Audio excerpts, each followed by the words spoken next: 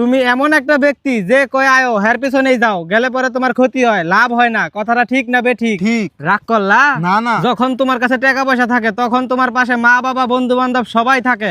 যখন তোমার কাছে টাকা পয়সা থাকে না তখন তোমার পাশে মা বাবা বন্ধু বান্ধব আত্মীয় স্বজন কেউ থাকে না। কথাটা ঠিক না বেঠিক? ঠিক ঠিক। রাগ করলা? না না। এই কথাগুলো আগে পিছে কারো কাছে বলছিলা? না।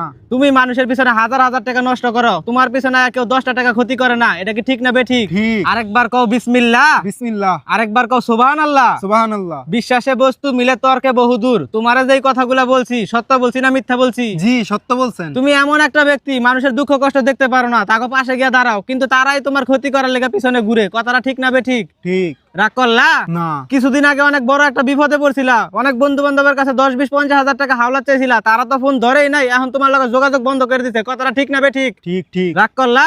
না না। এই তাবিজ গাছ গাছরা দিয়া আমি কারো কাছ থেকে টাকা পয়সা নিয়ে খাই না, তোর কাছ থেকে সামান্য কিছু টাকা নিয়ে আমি এক সন্ধ্যা হোটেলে খামু, দিতে পারবি? পারমু। পারবি? পারমু। থাক, লাগবো না, তোর মনটা অনেক বড়। কেউ তোর কাছে 50 টাকা চাইলে তুই তার 5000 টাকা দিয়ে দাস। কি কইছি বুঝতে পারছস? জি পারছি। আরেকবার কবি বিসমিল্লাহ। বিসমিল্লাহ। বিসমিল্লাহ বলার সাথে সাথে তুই আমারে 500 টাকা দিবি। क्या ये क्या बक रहे हो मादरचोद? কি কইছি বুঝতে পারছস? রাগ করলা? গুয়া মারা দিয়ে মুড়ি মুরগি খা যা।